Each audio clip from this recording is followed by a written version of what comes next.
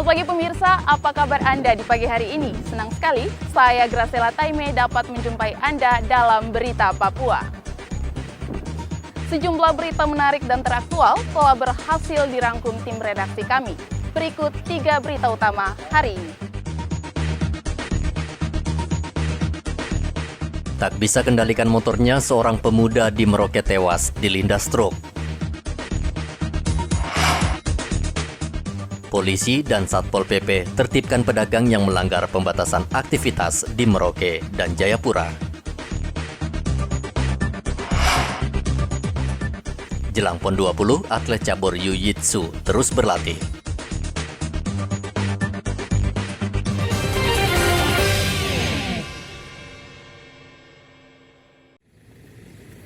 Adrianus Ndiken tewas di tempat dengan kondisi mengenaskan. Tubuhnya terlindas truk di Jalan Tanah Miring, Merauke, Sabtu lalu. Tabrakan bermula ketika truk yang dikemudikan Puda melaju dari arah Tanah Miring menuju kota Merauke. Sesampainya di depan markas Batalion 755, pengemudi truk mengurangi kecepatan karena dari arah berlawanan ada iring-iringan mobil jenazah. Namun dari arah belakang melaju sepeda motor korban dengan kecepatan tinggi lalu menabrak truk dan langsung masuk ke kolong truk. Polisi dibantu warga setempat mengevakuasi jenazah Adrianus ke Rumah Sakit Umum Daerah Merauke. Sementara truk dan sepeda motor langsung diamankan di Mapolres Merauke. Muhammad Ridwan melaporkan dari Merauke, Papua. Seorang pendulang emas tradisional meninggal dunia di dalam gerobak yang membawanya dari Mil 35 Mimika. Rizky sebelumnya memang menderita penyakit. Terakhir kondisinya semakin memburuk. Tubuhnya lemas sehingga rekannya berusaha membawanya dengan gerobak dari Mil 35 ke rumah sakit di kota Mimika. Mereka terpaksa menggunakan gerobak karena tidak ada kendaraan yang bisa ditumpangi. Namun nyawa Rizky tidak tertolong karena lamanya perjalanan ke rumah sakit. Jenazah korban sudah dimakamkan pada Kamis pekan lalu oleh kerukunan KKSS Mimika. Indikasi tindak kekerasan atau pidana berdasarkan hasil pemeriksaan di rumah sakit, tidak ada tanda-tanda kekerasan, tetapi berdasarkan keterangan dari rekan korban bahwa memang ada sakit yang diderita, informasinya sudah beberapa hari. Kemudian yang bersangkutan mau direncana dievakuasi, namun dalam perjalanan sudah meninggal. Polsek Kuala Kencana Mimika memastikan Rizky meninggal akibat sakit dan dari hasil visum di RSUD tidak ditemukan tanda-tanda kekerasan. Dari Mimika, Papua, Igobat Momolin melaporkan. Polres Jayapura membongkar sindikat pembuatan surat PCR dan vaksin palsu di Sentani, Kabupaten Jayapura, Sabtu lalu. Polisi menangkap 3 orang pelaku dan 1 orang pengguna surat PCR dan vaksin palsu. Kasus ini terungkap setelah polisi menangkap seorang penumpang pesawat yang menggunakan surat PCR dan surat vaksin palsu di Bandara Sentani. Penumpang tersebut hendak berangkat ke Makassar, namun ketika dicek surat PCR tersebut tidak terbaca di sistem. Penumpang tersebut mengaku mendapatkan surat tersebut dari rekannya di Abepura. Polisi menyita sejumlah barang bukti berupa laptop, printer, 5 buah cap stempel atas nama seorang dokter, serta handphone dan sejumlah uang tunai. Salah satu tersangka, Syarwan Mahdi, mengaku bisnis surat PCR dan vaksin palsu sejak bulan Juni lalu dan menjualnya secara online. Selembar surat PCR palsu dijual seharga Rp600.000 dan surat vaksin sebesar Rp150.000 per lembar. Untuk sementara ini sudah kita amankan 4 orang, 3 adalah pembuat dan 1 adalah pengguna. Adapun barang bukti yang rekan-rekan bisa lihat di sini ada dokumen yang digunakan, ada stempel, ada laptop, ada printer yang dipakai untuk mengedit dokumen itu, handphone, mungkin transaksi dan uang yang bisa dapat kami amankan ketiga itu sebesar Rp500.000. Dan kami mengucapkan terima kasih juga kerjasama dari pihak Balai Karantina Kesehatan Bandara yang cukup proaktif, bisa memberikan informasi proaktif kita untuk bagaimana mengungkap kasus ini. Jadi pengakuan sementara operasi ini kegiatan ini sudah mulai dari bulan Juni. Sudah cukup lama, ya. Ini kan suatu kecolongan juga kalau dilihat ya. Cukup lama.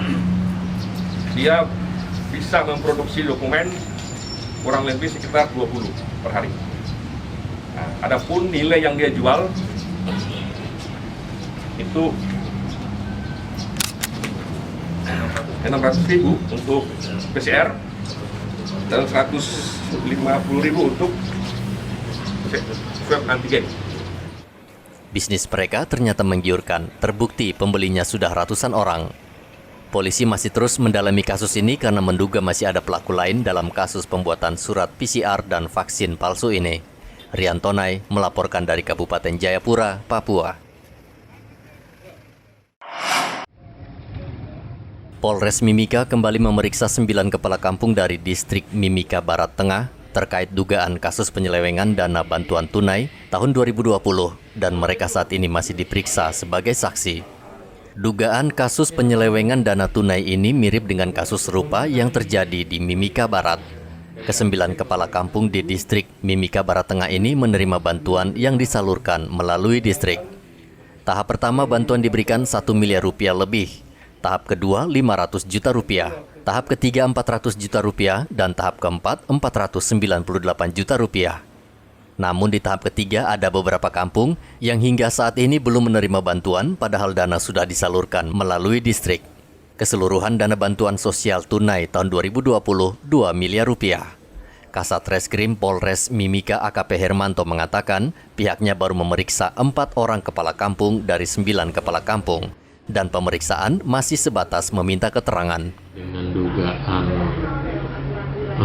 penyalahgunaan anggaran yang di mana di wilayah distrik Mimika Barat Tengah saat ini dari Satreskrim Polres Mimika sedang meminta keterangan kepada 4 kampung di 9 kampung Mimika Barat Tengah, di mana pada level 1 anggaran yang diberikan adalah 1,02 miliar, kemudian level kedua sekitar 500, level ketiga 400 sekian, dan level keempat 498, di mana dari 4 kampung itu bervariasi jumlahnya. Kemudian pada level ketiga ada kampung yang belum menerima, ada yang menerima, kemudian ada yang belum menerima. Ini masih kita lakukan penyelidikan, meminta keterangan dari para kepala kampung. Kemudian ini anggaran ini apakah anggaran dana desa atau bantuan BST seperti yang kemarin? Ini langsung dari bantuan sosial tunai tahun 2020. Masih kita akan lakukan penyelidikan dari ke-4 itu masih 5 kampung, totalnya 9 kampung itu kita akan minta keterangan. Di tahap 1 saja itu 1, sekian miliar. Kalau digabung ini kurang lebih sudah hampir 2 miliar ya. Masih dengan global kita kurang lebih sekitar 2 sekian miliar. Sama seperti distrik Kopenau, hampir sama. Kita lihat modusnya hampir sama. Terkait dengan anggaran bantuan langsung tunai, anggaran dana desa, ataupun anggaran bantuan sosial tunai yang diberikan oleh negara, kami menghimbau untuk kepada pemerintah di wilayah distrik, kemudian kampung, gunakan secara prosedur. Yang harusnya haknya masyarakat ya harus diberikan kepada masyarakat. Jangan disalahgunakan, jangan diselewengkan untuk kepentingan pribadi dan untuk mencari kekayaan untuk pribadi.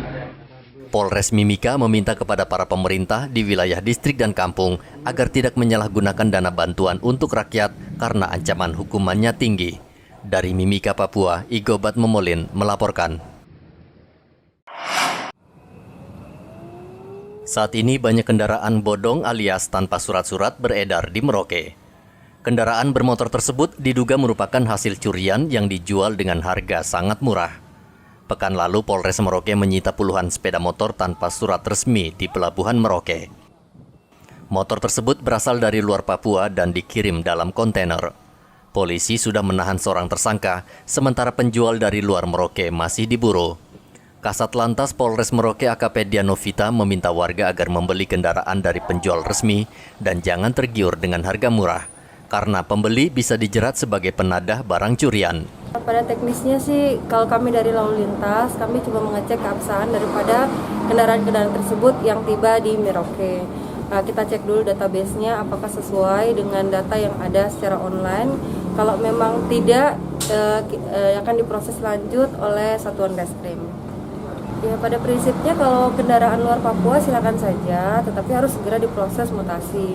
Yang kita sayangkan banyaknya beredar kendaraan luar Papua, tetapi surat-suratnya tidak lengkap. Itu yang menjadi target operasi kita. Kita mengantisipasi beredarnya kendaraan yang tanpa surat ataupun kendaraan yang bermasalah dari Jawa dan dikirim ke Papua. Sehingga di sini nanti jadinya seperti kendaraan bodong atau kendaraan yang tidak ada surat-surat. Kendaraan bermotor ini dari mana saja bukan Sat? Yang kemarin kita amankan itu berasal dari Jawa Timur. Jadi dari Sidoarjo, dari Mojokerto, Surabaya. Nah, biasanya oleh mereka yang bertransaksi seperti ini biasanya dijual berapa bukan Sat di sini? Ya, kalau untuk indeksnya yang jelas dia di bawah harga normal, sehingga masyarakat lebih tergiur. Oleh karena itu kami juga mau menghimbau kepada masyarakat apabila mau membeli kendaraan plat luar, silakan saja, tapi ada baiknya dicek dulu datanya. Silakan berkoordinasi dengan kami akan bantu. Kamis pekan lalu polisi menyita 35 sepeda motor dan 3 mobil di Pelabuhan Merauke. Kendaraan itu dibawa dari Surabaya dan dijual di Papua dengan harga miring. Bisnis kendaraan bodong saat ini sangat marak karena menjanjikan untung yang besar. Muhammad Ridwan melaporkan dari Merauke, Papua. Tidak hanya di perkotaan, di masa penerapan PPKM level 4, aparat keamanan juga gencar menertibkan pedagang yang beroperasi di pinggiran Merauke. Sabtu lalu polisi dan Satpol PP menyisir kawasan Semangga dan Kuprik dan masih menemukan pedagang yang beraktivitas melewati batas waktu. Petugas langsung menutup 4 kios dan pemiliknya diberi peringatan keras. Patroli kegiatan masyarakat dan kegiatan masyarakat yang kami laksanakan berjalan dengan lancar. Kami tadi malam berupaya semaksimal mungkin untuk melaksanakan kegiatan itu di daerah Kuprik, di mana pemerintah Kabupaten Merauke di kegiatan PPKM level 4 sekarang ini bahwa masih ada beberapa kios ataupun toko yang di daerah Kuprik masih buka sesuai dengan jam yang sudah ditentukan, sehingga kami datangi, sambangi, dan kami memberikan tindakan kepada kios dan toko yang masih dibuka. Sementara itu di Kota Jayapura, tim gabungan Satgas COVID-19 menutup 7 tempat hiburan malam karena melanggar aturan PPKM level 4. Tim juga menyekat sejumlah jalan utama sejak pukul 8 malam. 16 pengendara yang terjaring langsung dites antigen dan 1 orang dinyatakan positif COVID-19. Di malam hari ini ya, kita fokus pada pelaksanaan PPKM level 4 ya. Jadi aturan-aturan itu langsung kita implementasikan dalam pelaksanaan sehari-hari, terutama pada jam malam ya. Jam 20 itu sudah praktis tidak ada kegiatan, makanya tadi kita lakukan penyekatan di akses-akses masuk di tempat-tempat kerumunan masyarakat. Pada kesempatan ini kita lakukan rapid antigen juga tadi secara acak ya, secara random kita rapid 16 orang. Dari 16 itu 1 positif. Sedangkan tempat-tempat hiburan malam seperti bar dan sebagainya tadi juga sudah kita datangi semua oleh tim terpadu, dan seluruhnya kita tutup, kita segel karena memang di masa PPKM level 4 ini tidak boleh, diantaranya tidak boleh ada tempat hiburan malam yang operasi. Itu juga ya, ada 7 tadi yang sudah ditutup. Polisi meminta seluruh masyarakat dan pemilik usaha untuk mematuhi Peraturan Daerah Nomor 3 Tahun 2020 dan Instruksi Wali Kota Jayapura Nomor 9 Tahun 2021. Muhammad Ridwan dan Hendra melaporkan dari Merauke dan Kota Jayapura.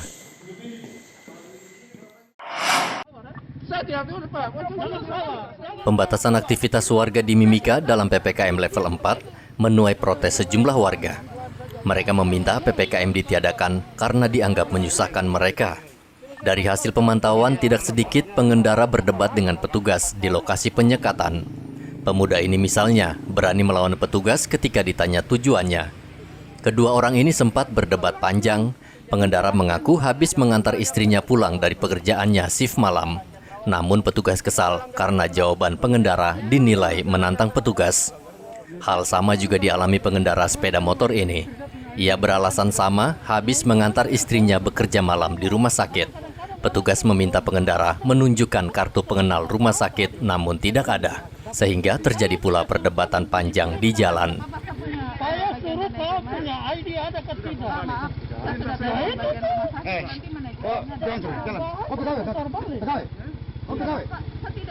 Makanya kalau sudah dikerjakan diam sudah. Jalan. Kalau sudah jalan. Sudah jalan. Selama penerapan PPKM level 4 di Mimika, masih banyak ditemukan pelanggaran, padahal pembatasan aktivitas ini diberlakukan untuk kepentingan warga dari mengganasnya varian baru COVID-19 di Mimika. Ya, kalau kita lihat ini masih ada, sampai sekarang juga lihat. Sudah jam sekian, jam berapa? Jam 9 lewat, sampai jam 10, setengah 10, ini masih ada saja yang jalan. Ya, mereka belum sadar atau ya tidak takut dengan wabah virus corona ini ya, mungkin anggap itu biasa-biasa saja. Kita mengikuti aturan dan turun dari pusat ya, kita Mimika level 4 ya, kita harus ikut aturan. Kita tetap pemerintah kita menghimbau supaya masyarakat lebih waspada, lebih hati-hati, terus melaksanakan prokes. Apa yang sudah disarankan pemerintah, instruksi pemerintah ya diikutilah. Jangan sampai membantah seperti yang tadi yang kita lihat seperti ini. Ada saja yang lalu sudah tutup dari jam 8, jam 6, sudah mundur jam 8, masih ada saja yang lewat di atas jam 8, bahkan jam 9 lewat masih ada. Belum sadar ya, masyarakat kita belum sadar. Yang melanggar aturan juga tidak mau tahu. Dia menganggap dia ya tidak melanggar aturan. Harusnya masyarakat itu sadar, kita pemerintah daerah atau tim Satgas sudah menyarankan supaya jam 8 itu tidak boleh orang jalan lagi kan. Tidak boleh ada aktivitas di jalan. Tapi ini masih ada, lihat. Pembatasan aktivitas warga akan berlangsung selama 14 hari, terhitung sejak tanggal 1 hingga 14 Agustus mendatang. Dari Mimika, Papua, Igobat Momolin melaporkan. Belakangan ini ada anggapan di masyarakat banyak beredar surat antigen palsu di Merauke. Anggapan ini masuk akal karena tingginya angka penyebaran COVID-19 di Merauke. Pemerintah mensyaratkan bukti tes antigen sebagai syarat bepergian, baik melalui bandara maupun pelabuhan. Surat bukti hasil antigen palsu tersebut kabarnya dikeluarkan sejumlah klinik. Namun tuduhan tersebut dibantah Dinas Kesehatan Merauke. Sejauh ini Dinkes belum menerima laporan terkait dugaan kasus tersebut. Klinik yang seperti yang nakal, Dok? Tidak, bukan seperti itu maksudnya. Jadi teman-teman di rumah sakit itu kemarin mau Pak ide supaya ini kan ada orang misalnya dia periksa di satu klinik hasilnya positif, misalnya rapid antigennya positif. Misalnya karena mau berangkat, akhirnya dia ke klinik lain gitu. Untuk swab itu kan sangat tergantung daripada kit atau alat yang dipakai. Kemudian juga sangat tergantung dari cara pengambilan swab yang tepat atau tidak, kan begitu. Misalnya dia ambil di klinik yang tadi satu itu pengambilan swabnya baik, kemudian kit antigen yang dipakai juga akurasinya bagus, positif. Dia bisa aja lari ke klinik lain yang mungkin pakai kit yang akurasinya masih lebih rendah. Bisa juga teknik swabnya waktu saat ngambil mungkin salah, kan begitu, tidak tepat. Sehingga hasilnya misalnya jadinya negatif. Itu. Jadi itu aja masyarakat mencari trik untuk bisa bisa berangkat misalnya karena keperluan untuk itu. Jadi untuk dugaan adanya klinik yang nakal itu untuk di Merauke belum ada, Dok? Iya. Belum ada dugaan yang nakal itu untuk klinik. Nah, kita selama ini kan koordinasi baik dengan misalnya di tim di pintu masuk dalam hari ini KKP misalnya.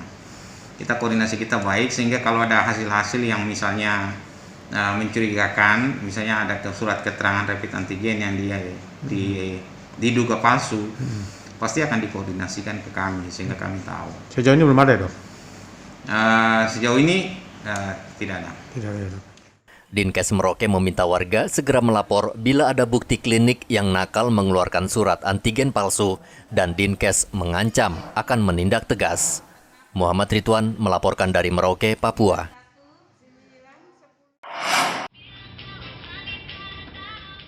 Atlet cabur Jiu-Jitsu Papua terus berlatih jelang PON 20 Oktober mendatang. Pelatih Samuel Borang mengatakan kemampuan anak didiknya terus digembleng karena selain PON ke-20, mereka juga akan menunjukkan kebolehannya dalam ajang ekspedisi yang akan dilaksanakan 10 Oktober mendatang di Mimika. Pada PON 20 mendatang, Jiu-Jitsu akan mempertandingkan 7 kelas. Mimika sebagai salah satu tuan rumah telah mempersiapkan 14 atlet putra dan putri yang berkompetisi di ajang pesta olahraga nasional terbesar itu. Kami persiapkan latihan untuk eksebisi PON 2020, tepatnya pada tanggal 10 Oktober. Dan itu sudah fix, sudah oke di PB PON, sudah oke semua. Dan kami sebagai tuan rumah juga sebagai panitia pelaksana nanti di Mimika, Kabupaten Mimika. Kebetulan untuk eksebisi di Timika cuma satu, yaitu Jiu-Jitsu. Ini tim kan kita sebanyak 7 kelas. Jadi kalau kita di tuan rumah itu berarti double 2, berarti 14 atlet kita. Jadi semuanya jumlah 14 atlet karena dikali 2. Jadi 7 kali 2 berarti 14 atlet yang kita persiapkan. Ya, untuk putri ada sekitar 4. Kemudian untuk putra ada sekitar 10. Samuel sebagai pelatih Jiu-Jitsu tentu sangat berharap anak didiknya bisa berprestasi dan meraih medali sehingga bisa mengharumkan nama daerah di tingkat nasional. Dari Mimika, Papua, Igobat Momolin melaporkan.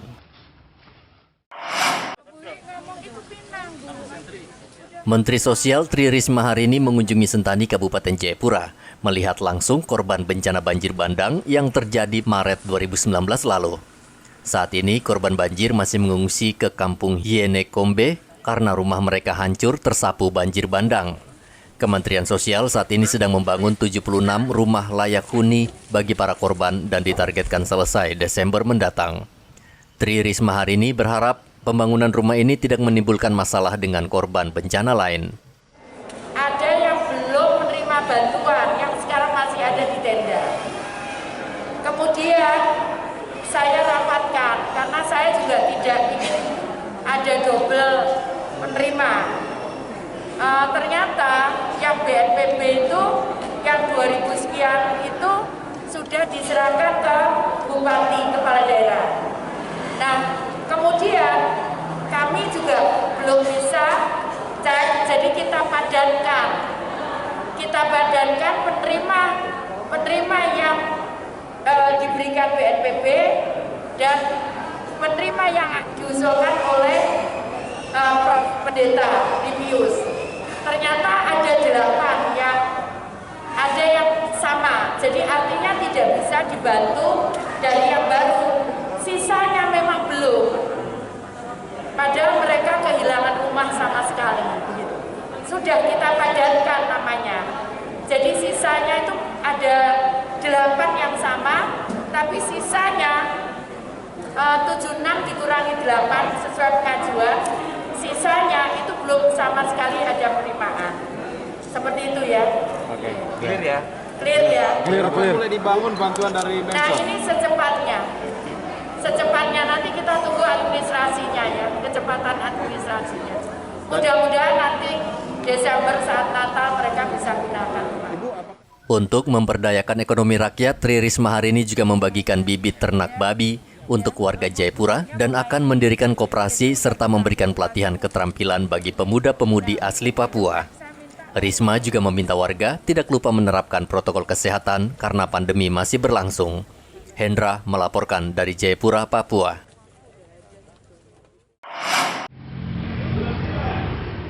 Seorang pemuda berinisial AN ditangkap polisi karena mencuri uang 44 juta rupiah di sebuah warung makan. Selama ini tersangka bekerja di rumah makan tersebut di Mimika. Namun ketika pemilik rumah makan lengah, ia nekat mengambil uang di dalam brankas.